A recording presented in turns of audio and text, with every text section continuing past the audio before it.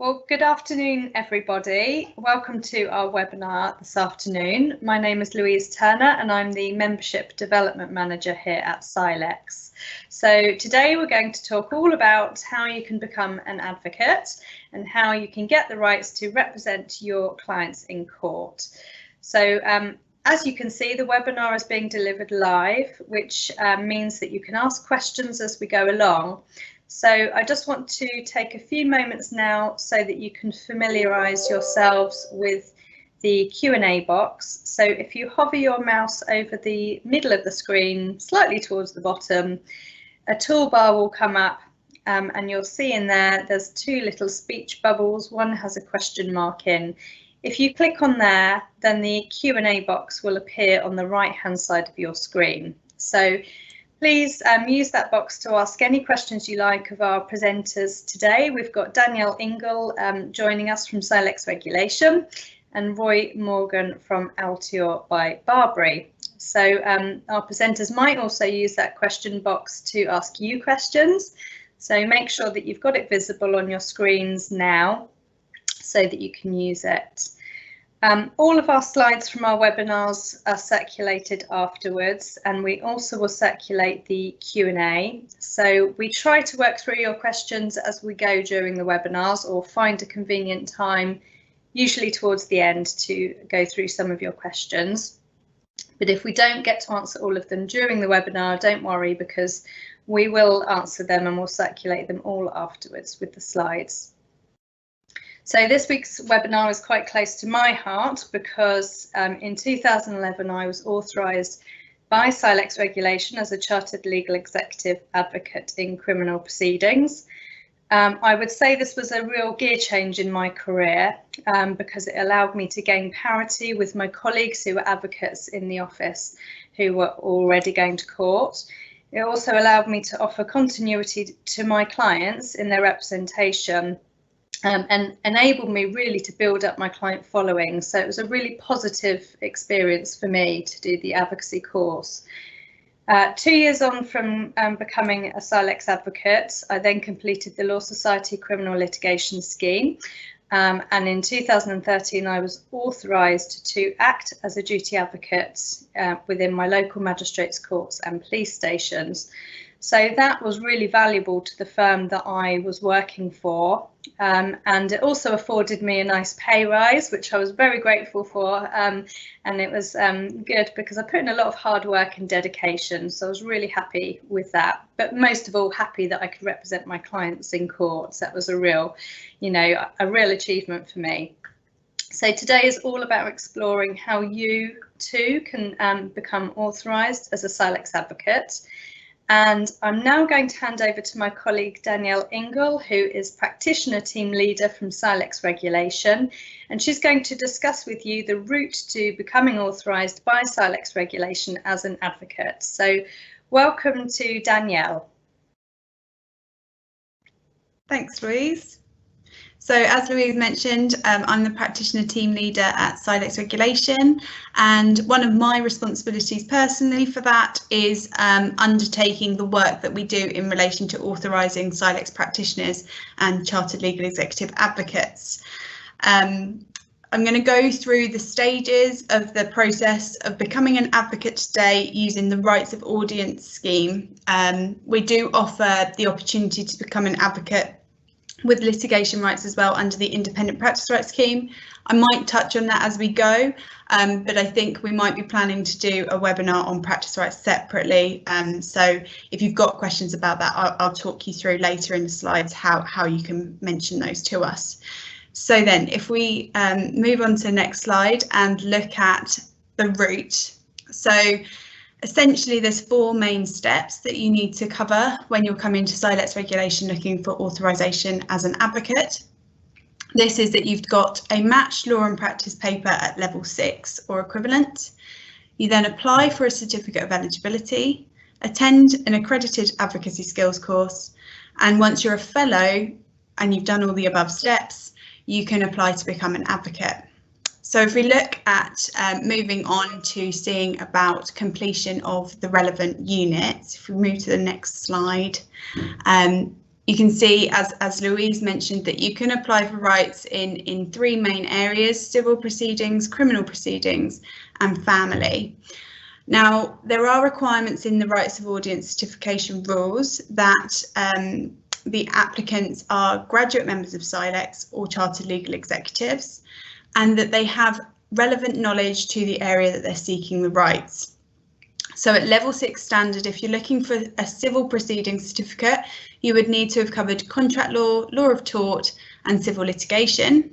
For criminal, you'd need to have covered criminal law and criminal litigation. And for family, family law and family practice. Now, if you've come to CILEx with exemptions, maybe a law degree and then you've done the graduate fast track, or you've done a law degree and then a postgraduate qualification like the legal practice course or the bar training course, you can look at using those exemptions for this. If you haven't covered these when you did your exams, if say you did your exams in a different area and you've spent a lot of years in practice doing criminal, but you did your exams in family, this scheme probably isn't the right one for you, and this is where practice rights might be better suited. You can demonstrate the knowledge that you've gained through practice for that application scheme, whereas this one's slightly more rigid. So it's probably best if you are concerned about the academic side of things to get in contact with us at applications@cilexregulation.org.uk, and I'll be happy to talk you through the requirements of the other scheme. So I think that covers this slide, and if we move on to the application for a certificate of eligibility, there are some other eligibility criteria other than just your membership status, which obviously you need to be a graduate member or already authorised as a chartered legal executive. You also need to make sure that you're employed in the right sort of circumstances. So this scheme isn't open to someone who's self-employed. You need to be employed by an organisation that's able to provide litigation services, or you're employed and you're supervised by someone who's authorised to conduct litigation. That would generally be an authorised person like a CILEx litigator or a solicitor, or potentially a barrister with extended litigation rights. Once you feel like you're comfortable with that criteria, and I would suggest just having a quick look at the rules, you can start to make your application. The application covers off your work history, your experience, a bit about your employment, because obviously that's part of the criteria for eligibility.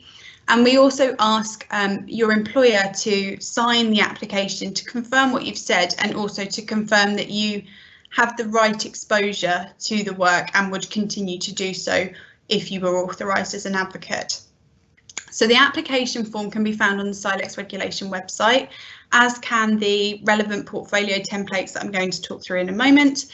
But essentially you're putting together an application form and then a set of case studies. So this is where the points on the 5 litigation and the 3 advocacy/police station comes in.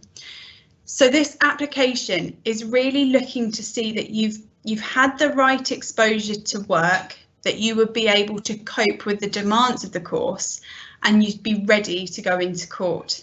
That doesn't mean that you're overly confident, but just that you've had a bit of experience, you've got the right level of knowledge, you understand the procedure and the rules that you need to follow for going into court and representing your clients there. So the 5 litigation portfolios, there is a specific template for litigation portfolios. It can be found on the CILEx regulation website, but equally you can email us and we're happy to send it through. And this goes through the assessment criteria for litigation. And when we say litigation, we mean casework that you're handling from instruction to the point where you may have to instruct someone else to do the advocacy, or it's settled before court. It's the casework side of what you're probably doing if you're already working in these areas. The 3 advocacy and police station advice cases. So with civil and family applicants, it's quite common that you might be using some of the exemptions under the Legal Services Act to do some level of advocacy. So for these, you would pick 3 situations where you've undertaken advocacy and you talk through how it went. We ask you to talk about what you were instructed to do, where it took place, the evidence that you had to consider, and also to evaluate how you think you did. With criminal applicants, we understand that there's some restrictions that mean it's really difficult to get court experience before you've been authorised as an advocate. But we do recognise that a lot of CILEx members do have the accreditation to provide advice at the police station. So in place of choosing 3 court advocacy examples, we'd say choose 3 where you've given advice at the police station. So you may have taken the call, you go down to the station, you then tell us what's happened, why a client's been arrested, and it may be you then take that client right through from the police station and through to the point where they go to trial, and then you can't represent them, which was a point that Louise mentioned a few weeks ago was one of the reasons why she was driven to do the advocacy qualification. But equally, it might just be that you just cover the police station part and refer it on to a colleague. So you've got some options there. Again, as I say, those portfolio templates, there's specific ones for litigation, civil and family advocacy, criminal advocacy and police station advice. So just make sure that you've got the right one. If you've got any concerns, email us and we can make sure that we send the right ones over. Another part of the application is that you can provide details of 2 authorised persons who can act as referees to support the application. Now, the stipulation for this is that you cannot use your employer, former employer, or a co-employee as a referee. Lots of people then question, okay, so who can I use? So a lot of applicants recently have been using opposing solicitors or lawyers, barristers that they've instructed to undertake the advocacy, because in the reference, we're asking the referee to comment on your knowledge, your preparation, your understanding of the law, which those sorts of people can comment on quite comfortably, and they don't have that. They have a much more independent relationship to you. With civil and family applicants, we do recommend that one of the referees is a member of the judiciary.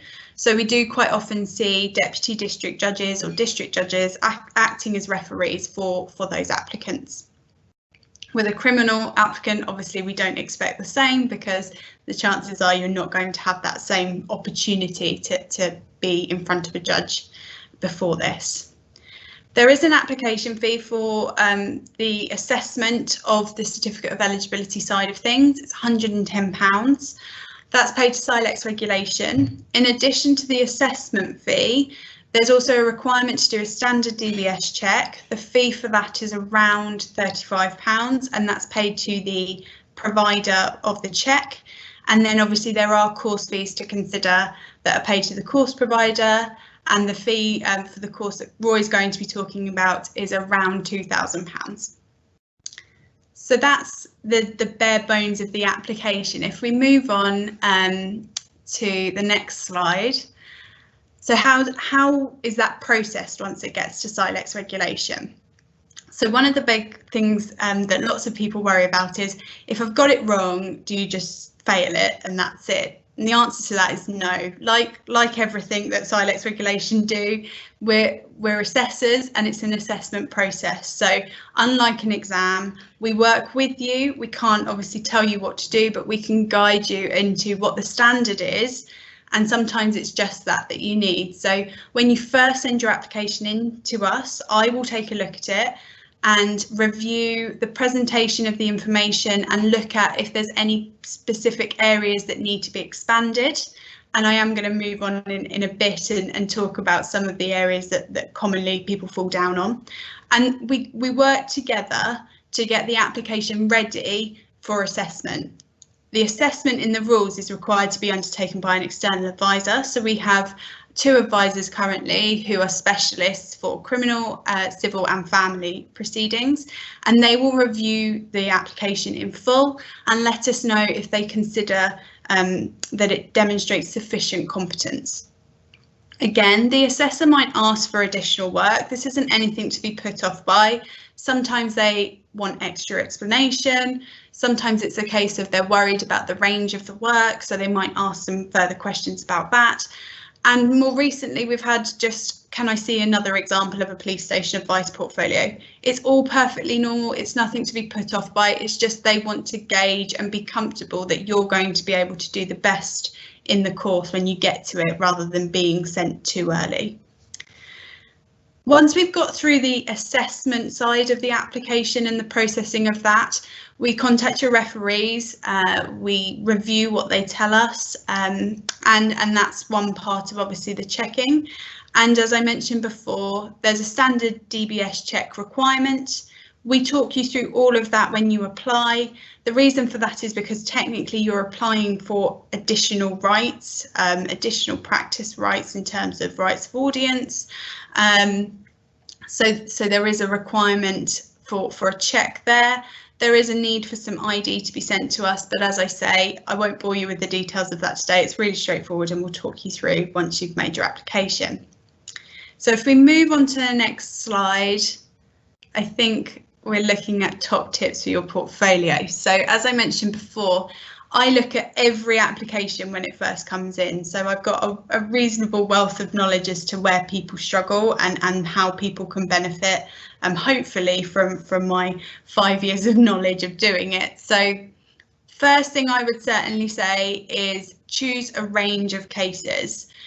So in the past, applicants have chosen very similar crimes, family disputes, civil issues that don't necessarily reflect their full workload. Not everyone does every case exactly the same, and it's best, because you've only got to choose 8 and you've got a 2-year period to do that from, choose a range, you know, a different type of offence, a different type of family problem, just so that you can show your exposure to different things. Obviously, in family proceedings, quite a lot of the time, people will be dealing with children disputes. If that's all you do, then that's all you can obviously demonstrate, but maybe mention in other parts of your application about your knowledge and your awareness of things like family finances or domestic violence or something like that, just so that you show that you've got that readiness. The course will cover a range of different issues, so if you look like you might not be prepared for it, it's something that the assessor is likely to comment on. My next top tip would be using plain English and doing it as if you're speaking to your client about what happened, or you're speaking to a friend in a restaurant about what happened. So make sure that you explain the law fully. There's specialists that are marking it, but at the same time, don't assume that they know. So recently in some family applications, we've had people mentioning threshold criteria and then not explaining what it was, or just saying it was a theft offence. Well, how are we knowing that there was actually a case to answer or not? So make sure that you cite the law and explain it and apply it. Don't just take a shortcut because you think, oh, well, it's being marked by a fellow lawyer, so they'll know.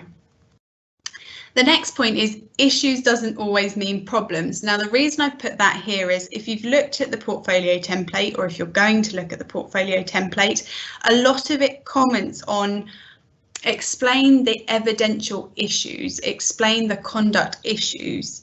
And lots of people just end up saying there weren't any because they think, what were the problems? And actually, we're not meaning problems here, we're meaning things to consider. So with evidential issues, think about what the evidence was in the case. What's the strengths of that? What's the weaknesses? Does it support you? Does it not? And how are you going to deal with it? If there's a gap, why? What do you need to know? That sort of thing. Be reflective. So some of the template, it's very easy to just generalize what you did, advice that was given. Personalize it and reflect on what you did. Reflect on how you advised them, the decisions that you had to make, but actually what they were, rather than just saying we had to make a decision regarding X. Why? What was the decision? Was the client happy with it? Did they need to have it explained to them? That sort of thing. And the other big tip that I would give is future training needs. So obviously you've got to a point in your career now, if you're thinking about applying for advocacy rights, where you're fairly confident in what you're doing and you're not seeing things for the first time every time. That being said, the portfolio templates ask you to comment on your training and development needs. Now, where you've dealt with something 10 times before, you may not have a specific training or development need from that issue. I understand that. Having said that, you will have done things in the past to prepare you for that moment. And equally, there's things that you'll need to do in the future to keep you up to date. So whether you think about the things in the past that have happened or the future CPD that you may need to undertake, don't just say there weren't any training needs, because the assessors really aren't keen on that. You're trying to progress yourself with this application. The course is part of your training, obviously, for becoming an advocate, but it doesn't end there. I'm sure Roy would hopefully agree with me that it doesn't end there, and there are other things that you need to consider to remain as good and as competent as you can. So they would be my 5 top tips on the portfolio. If we move on, so I've mentioned about obviously the application. What happens next? So once we've dealt with the certificate of eligibility side of things, you would be issued with a certificate of eligibility and able to register on an advocacy skills course, which Roy's going to talk about, so I'm not going to labour the point on there. Once you've completed the course and it's all, hopefully you've passed and it's all gone successfully, you will receive your results around 2 months after the course is finished. Once you've got your course results and you know if you've passed or not, if you've not passed, the course provider will allow you to resit in most occasions, so you can deal with that side with them. But once you have completed the course successfully, you can then come to CILEx regulation and request an advocacy certificate. There is an advocacy certificate form that you do need to complete. It's very short, but it just allows us to just do some final checks before we do the authorisation. And once we've done that and you've obtained fellowship, if you applied when you were a graduate member, you'd be authorised as an advocate and ready to go into court. So that's really the full process. If we just move on to how to apply before I move on to Roy. So the certificate of eligibility application is really why you're going to be coming to CILEx regulation for this. At the moment, due to the current restrictions, our offices are closed, so we're accepting online applications only, and the email address for the submissions is there, advocacy@cilexregulation.org.uk. Because of the offices being closed, we will invoice you on receipt of the application rather than you needing to send any payment information with the application. We're preferring payments by backs, but obviously we can take credit or debit card over the telephone as well. We'll do all the review. Generally, the application can be completed in 6 to 8 weeks. Sometimes it takes a bit longer if there's lots of requests for information, but 6 to 8 weeks is generally what we would recommend. And that's really it from me. If you've got any questions, obviously you can pop them in the Q&A. I'm going to start answering some now. But if you want some time to rethink about things and send us an email, that's absolutely fine. I'd recommend the advocacy email for your questions, but equally we do have applications at cilexregulation.org.uk if you're more familiar with that one. So that's really it from me. I hope that's explained what the process kind of is, and I'll move on and pass over to Roy so that he can tell you a bit more about the course. Right, thank you, Danielle, and good afternoon everybody out there. Right, firstly, by way of introduction, there's a slide that just gives you a very brief CV of myself, so you know why I'm qualified to talk about the Advocacy Rights courses. I am a solicitor advocate, I have higher rights of audience, and I'm the lead advocate trainer for Barbary Altior. So I've been training advocates for the best part of 30 years, most of that time alongside running my own practice and spending most of my life on my feet in court. So I handle advocates at all levels, for trainee solicitors on the PSC course to higher court advocacy and many CPT courses. But most importantly, and close to my heart, I actually conduct the Advocacy Rights course for CILEx in the field of crime, and I'm also involved in part on the Family Advocacy Rights course. And I also work with the other trainers who deliver our Civil Advocacy Rights course. Well, I think that's probably enough about me. I'd like to know something about you. So the next slide actually poses a question of you. Now, I suspect that many of you have been involved in some form of advocacy, maybe with district judges, maybe with chambers applications and so on. But it'd be very helpful if we know something about the makeup of the audience. So perhaps you can just use the chat box. One word answers are fine. just to let us know what areas of law you're actually working in, whether it's crime, civil, family, employment, immigration. One word will do, and we'll just get a flavour for who's out there. But the reason you're here, I suspect, and the question you want to know is on my next slide, and that really is how you acquire these rights of audience. I'm sure he'd like them as well. But to answer that question, Mr. Trump, it falls into two parts. Once you've gone through the process that Danielle has just explained, you'll then attend the training course with us. It's 5 days together, fantastic course. We really get to know each other, and you really get to know a lot about advocacy. But it's split into two parts to acquire the higher rights qualification. There's a practical assessment and there's a written assessment. We train you to cover both of those. So my next slide is going to just introduce the sort of things that we cover during that training. It's 4 days of training, 1 day of assessment. So basically we equip you obviously to pass the assessment, but more importantly, we also equip you to use that qualification on your feet in court, and to walk into court, if not the next day, then as soon as you've gone through the administrative process, and to be able to handle whatever the court may throw at you. Most importantly, in acquiring those advocacy rights, you will have the same rights as solicitors who are conducting advocacy, but you will be better prepared. I train trainee solicitors, and I'm on qualification, they have certain rights of audience. You will have those same rights of audience in whatever field you're working, but you receive much more detailed training and more time training just acquiring this qualification. So you will actually be better prepared. And I think that'll be even more so come next year when the solicitor qualifying exam kicks in, and they'll be receiving even less training than they do now. So you can really steal a march on some of your colleagues out there. So we cover everything in the training, from opening of the case to closing of the case, everything in between, and everything that may occur beforehand, and even some of the things that may happen afterwards. So it really does equip you to get through the assessment and to use those skills. And yeah, tucked away in the small print at the bottom, and of course, is the assessment, which we will get you through. So how do we deliver the training? My next slide will just give you the answer to that question. We have traditionally run this course face-to-face, as you will know, and that involves 4 days face-to-face training, and then the 5th day is a day of assessments, and I'll talk about those in a short while. But obviously, given the lockdown period, we haven't been able to deliver those courses face-to-face. So we are moving this course to a live online presentation and a live online participation. Perhaps I should just tell you a little bit about the live online story as far as Barbary Altior is concerned. Perhaps we can pop back a second, Tong, if you wouldn't mind. I mentioned some of the advocacy training that we do, and in March of this year, when lockdown kicked in, there were many trainee solicitors out there who were very worried about whether they would reach their qualification because they wouldn't be able to do the advocacy module, which is a 3-day course.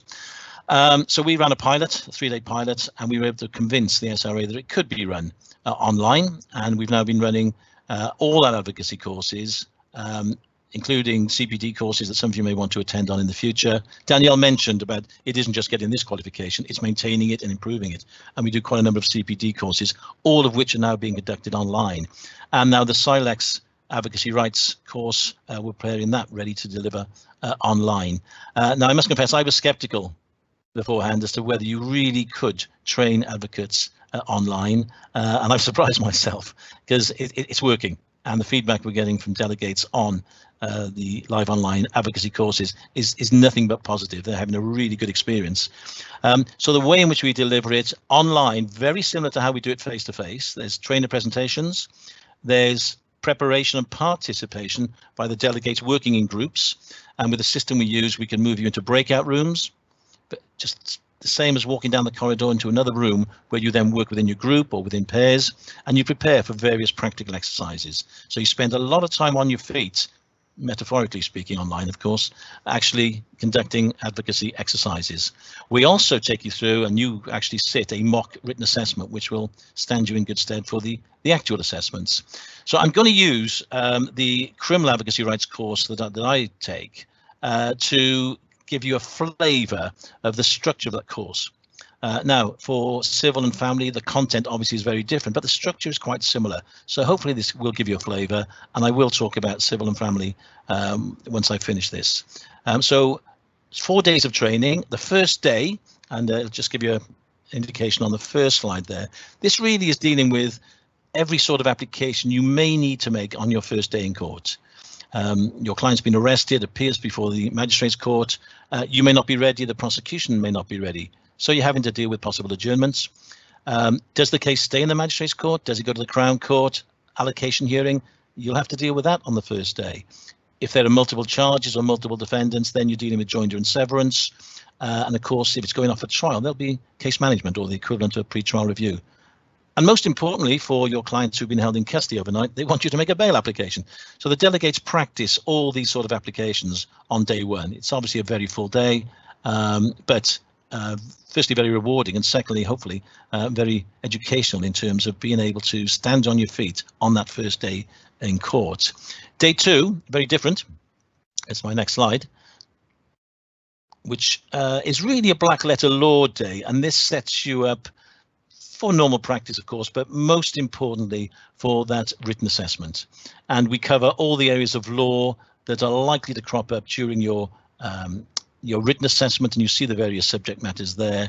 And at the end of that day, you actually sit a mock trial, exactly the same as, a mock assessment, exactly the same format as you would for the actual written assessment.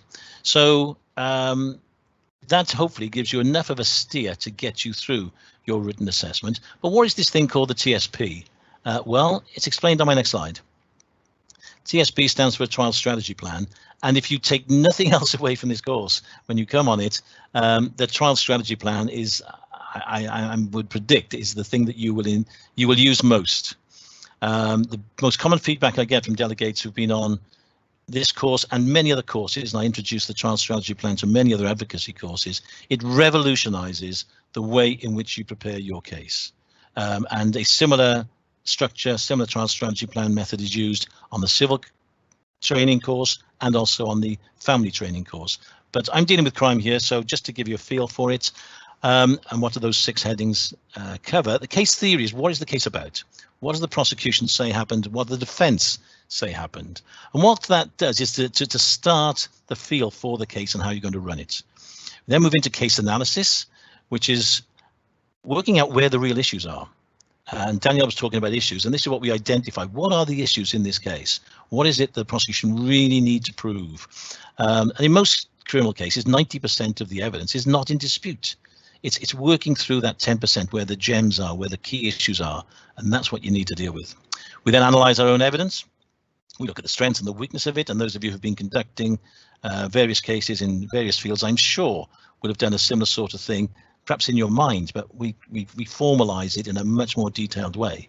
And then very significantly, the 4th point there, dealing with your opponent's evidence, we analyze each witness that the prosecution are going to call and assess the approach we take with those witnesses. Because you don't need to dive into every witness and attack them and rip out the jugular as you see on TV. Sometimes you need a much more softly approach, because many witnesses on the other side can actually do you a lot of good. So it's making that analysis, and this revolutionizes the word I used earlier on, the way in which you cross-examine, and you're preparing your cross-examinations way in advance of trial. And it gives you that comfort blanket. Of course, you'll fine-tune it as time goes on, but it gives you that comfort blanket ready to face the trial. And then we deal with admissibility, submissions, points of law that you may want to make, and also anticipating applications the other side might make, you want to resist. And then finally, point 6 there, lines of investigation and preparation. This is really akin to an advice on evidence. At day 1, your case is nowhere near trial ready. So what do you need to do to get it trial ready? And we look at that, and it again sets up your preparations at a very early stage. So that's day 2, again, a very full day, but it prepares you for practice, it prepares you for your assessments in quite a thorough way. And there's a lot, it's very interactive, each of these days throughout the 5 days. So day 3 on the next slide then is effectively the mock trial day. We run a trial, but with a big emphasis on cross-examination. Because what I find is, or most of the concerns I receive are about cross-examination. People are worried about cross-examination. It frightens some people, cross-examination. But there are tips and techniques that we can give you that can make it, I won't say makes it easy, but it makes it a little more comfortable to be able to handle confidently and competently. And people ask about golden rules. I'm not sure if there are golden rules, but there are tips and techniques, and I give you my top tips and techniques for being able to handle a good cross-examination. Some of them are quite surprising, but they just give you that extra edge to enable you to go into court and cross-examine your witness with confidence and with competence. Day 4 then, and each of these days is covering one of the elements of the assessment. Day 4 then deals with sentencing and mitigation. One of the first things that new advocates in the magistrates court have to deal with is a sentencing exercise. The majority of clients, believe it or not, in the magistrates court actually plead guilty, and they therefore need to be sentenced. And very often that's on the same first day they appear in court. So delegates need to be ready for that. So we conduct a series of sentencing exercises so they have the confidence to walk into court and be able to mitigate properly on behalf of the client, and hopefully avoid them being locked up, as is shown on the left-hand side, and have the freedom and liberty on the right-hand side. I have a little bit of concern over that, the photograph on the right. I took that from another course I teach. It's a time and stress management course, and it's meant to demonstrate freedom and liberty and being a free spirit and so on, until I suddenly realized it could also be seen to be somebody jumping over the edge of a cliff. So hopefully, if you can mitigate well enough, your client either won't be going in the cells and won't be jumping over cliffs. They'll be walking out with you and going home to enjoy the freedom of life. Day 5 then, of course, is the biggie, because that's the assessment day, and that's on the next slide. Now, you'll see there are 4 exercises that the delegates have to conduct for the assessment. There's something similar, obviously on a different scale for both civil and family, but for the criminal assessment, they conduct those 5 exercises on day 5. Now, they don't just come into the assessment room and do them one after the other. That would be unrealistic and would be quite a pressure. It's tiered. So however many delegates are being assessed that day, they will come in one after the other and conduct their bail application. They go back to a preparation room. They have time, or a breakout room as we're doing it online, and they have time to fine tune their preparation before they come back in, again, one after the other, to do their cross examinations, again, with a witness who also is online. And the same with either a speech, closing speech, or a legal submission, and again with a sentencing or mitigation exercise. So we will have covered every one of those elements, and the delegates coming in really have a competency and a confidence to be able to get through the assessment. And the pass rate actually is fantastically high. So that's basically how the 5 days for the criminal assessment works. There is a written assessment, of course, and I'll just sign that off now with the next slide, if I may. What's involved in the written assessment, and the next slide will just give us some headings to show that. It's what it says on the tin. It's dealing with evidence, dealing with the law, and dealing with ethical situations. And again, we cover those through the course, and it sets you up nicely for that written assessment. Now, whilst the 5-day training and the 5th day of the practical assessment is conducted usually within 1 week, the written assessment usually takes place the following Monday. And we have actually been doing that online for some time now, so there's nothing new about that. But just to explain that, it's a 75-minute assessment. You have 5, 6, 7 essay type questions, and you have 10 multiple choice questions. The pass mark actually is 50%. So given the training that we give you, hopefully you can sail through that on your written assessment day. So that's crime. That's a very brief outline of what the criminal course entails. As I say, it's a similar structure for the civil and family, but I'll just give you a brief outline of the family course on the next slide. Now, I have mixed feelings about using PowerPoint. It works well on some courses, not sure about some other courses, but I'm not a big fan of slides with a lot of writing on them. And there's no way around this, but to show you this slide with a lot of writing on it, to give you a flavour of what is covered in the Advocacy Rights course for family lawyers. And we cover all the ingredients you see down the left-hand side of that slide there, and even more.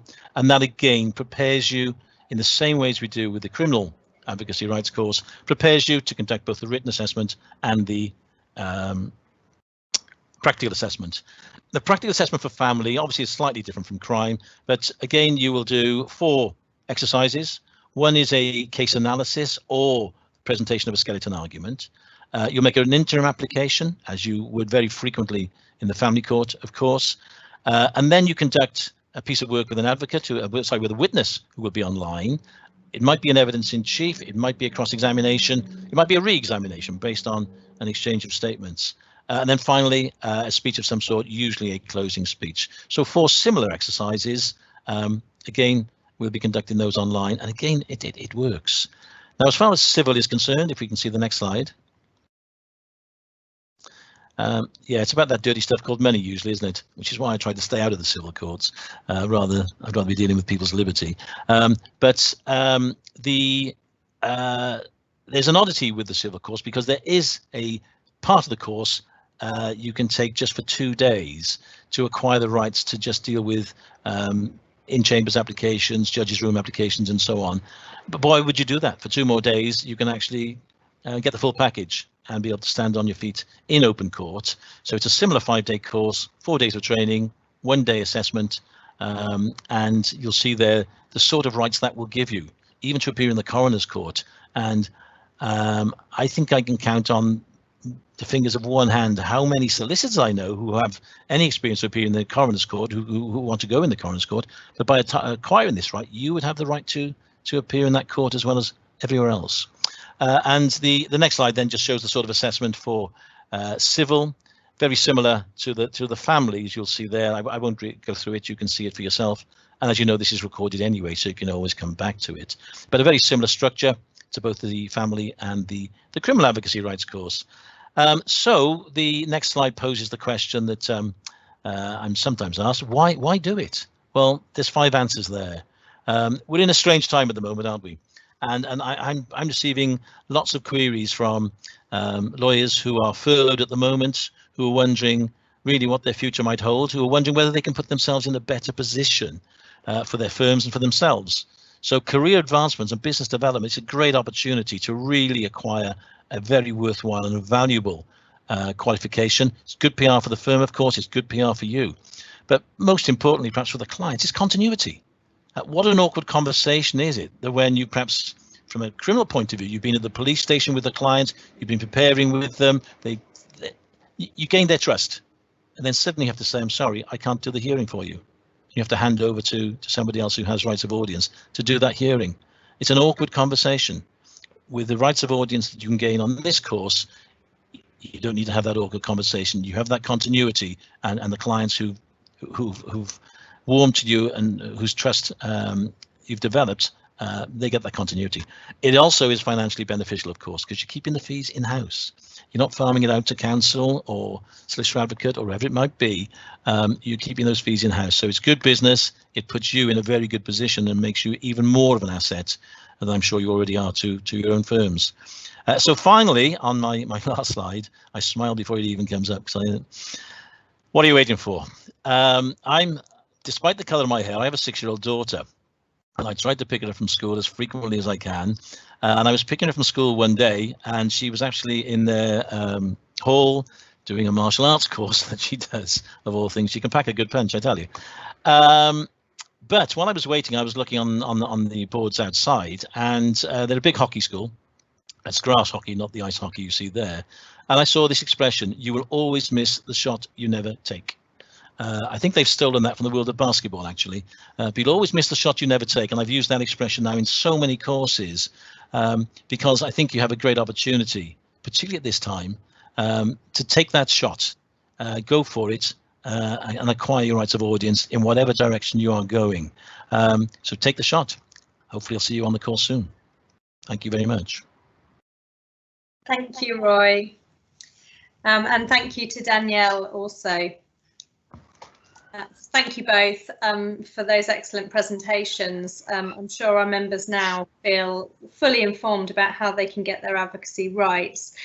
We've got a few minutes to go through some questions, if that's okay. And one question that really chimes with me, because this is what I was asking myself before I did the course, is how much experience should you have before taking part in the course? And I know I knew I had enough experience when I was down at the police station and I could give the custody sergeant a good run for his money on making representations for bail. But you know, how do you know, Roy, when you are ready to come onto your, aside from all the eligibility criteria that Danielle's outlined, how do you know in yourself that you're ready?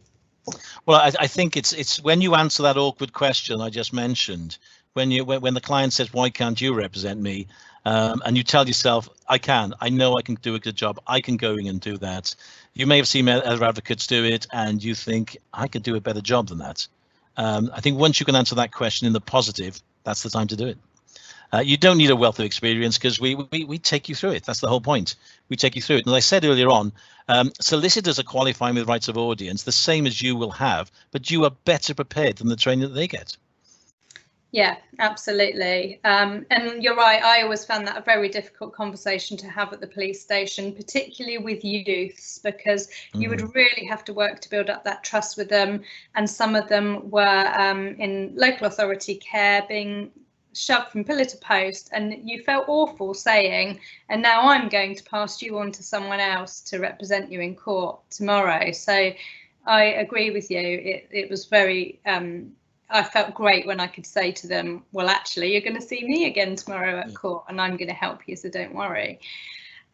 We've got one other question about that. So do criminal rights extend to appearing to represent sentencing in Crown Court from the Magistrates Court on acquittal?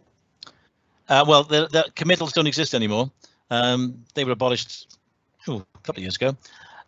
But if you have rights of audience to conduct a case in the Magistrates Court, and there is a conviction, as long as you've handled that case in the Magistrates Court, you have the rights of audience to handle either the sentencing, if it's committed for sentence. I thought not committal for trial. If it's committed for sentence, then you have the rights of audience to deal with that sentencing hearing in the Crown Court. Of course, if you've handled the trial in the Magistrates Court, you also have the right to appear if there's an appeal.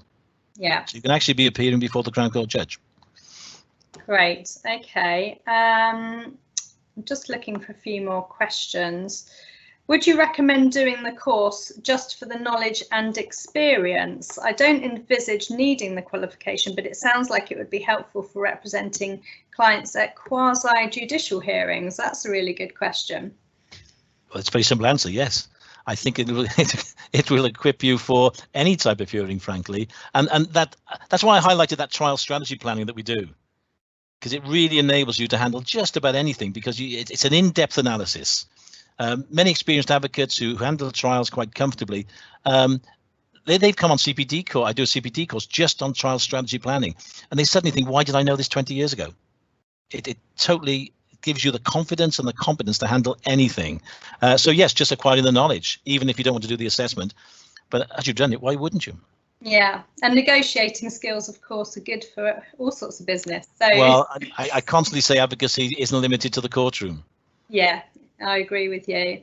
I just want to ask you one on family, because we've had quite a few members say that they're interested in the family, getting the family advocacy rights. So how does the family course work if you solely do public law work?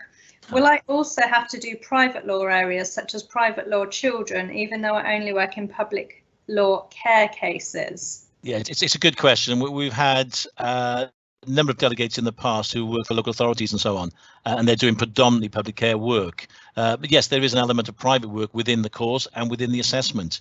But it's equipping you to handle those advocacy rights. It gives you that competency. So yeah, there's a bit of both on the course, and there's a bit of both in the assessment.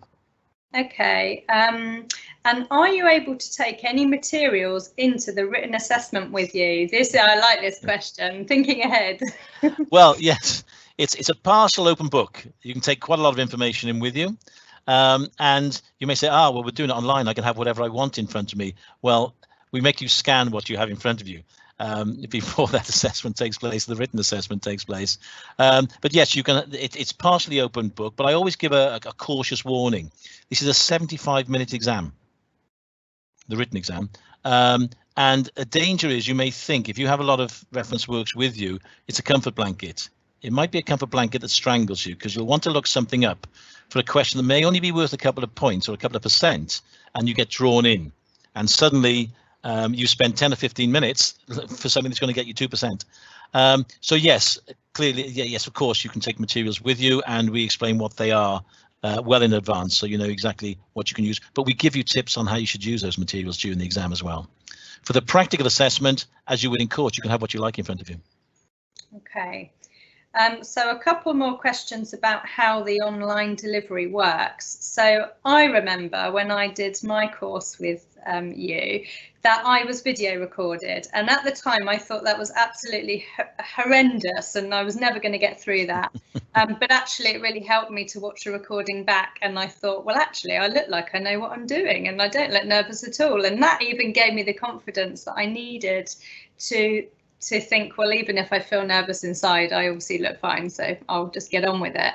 But do you record, now that you deliver online, do you record delegates' work that they complete online so they can watch it back?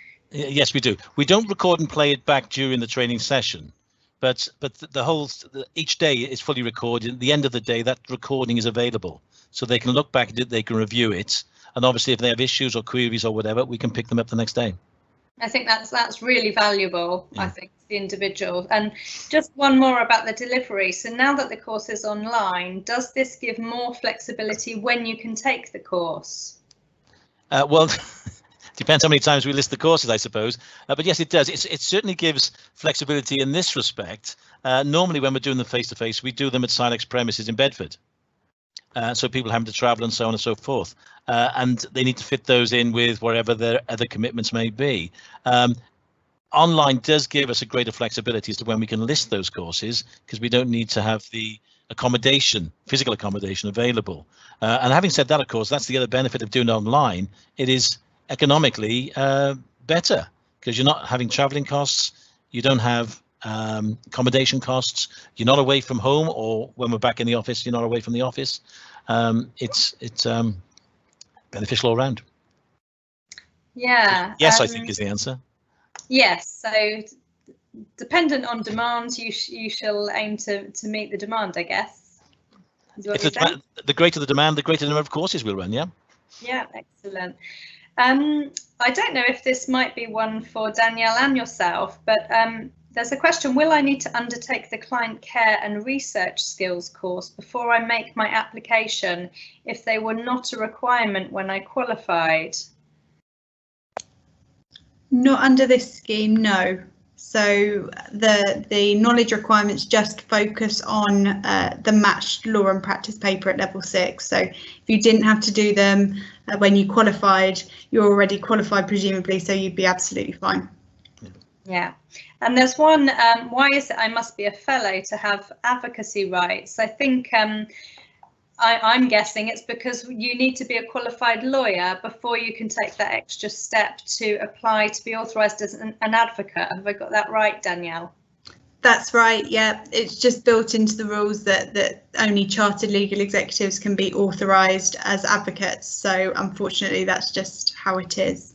Can I add to that as well? Because what we find, having reached that level, the delegates that come on the course have specialised in their area of work, their experience in that area of work, and frankly, they are so much better. I've got to say, it's so much better than the solicitors I train, to be honest, and that adds to why you're better prepared when you get the qualification. Yeah. So I think we've gone through most of the questions. There's one final question, which even if you can't answer this now, Roy, we'll aim to answer when we send out the slides. But is the next course date now confirmed? They haven't said whether that would be for crime, civil or family, but if you haven't got any scheduled, I'm sure there will be some dates coming up from what you've said, and we'll aim to provide those dates to the members that have registered for this webinar today as soon as we can. If you asked me that on Monday, I could answer it, I think, with a yes. I believe CILEx are waiting for the LSB just to sign off on it, and I'm told that's going to happen within 48 hours. Today. Oh, it's happened. There we are. So the next criminal course is running the 13th of July. Yep. So it might be a bit tight for anyone new then, but you can always give it a go. And the family and civil courses will be later in the year. Yeah, and we have, as I say, if there's a generation of demand for more courses, being online, we can fit them in. Yeah, Okay, well, thank you both for joining us today. I think, I mean, I've taken away a lot. It's almost acted like a refresher for me because I've not been in court for a while. So thank you for that, Roy. Hopefully all the members that have joined us today will now go away thinking, well, they're equipped with all the information that they need. One final message from me is that I hope we've given you the confidence to do this, because I know that for some time before I became authorised, I was thinking about doing it for ages, and I just needed that push to just sign up and do it. So, you know, if I can do it, and I really loved it, I loved the experience, I loved going on the course, and I often think about it, thinking, you know, how great it was and how much I got from it. So you won't regret it. And just go for it, I say. But have a lovely weekend, everyone. And as I said, we'll be circulating the slides after the webinar, and it has been recorded today, so we'll add it to My Career, which you can access via your My CILEx accounts. It will appear on there in about a week's time, so you'll be able to watch it back if you want to. And that's all from us. So have a great weekend, everyone. Thank you. Goodbye. Bye.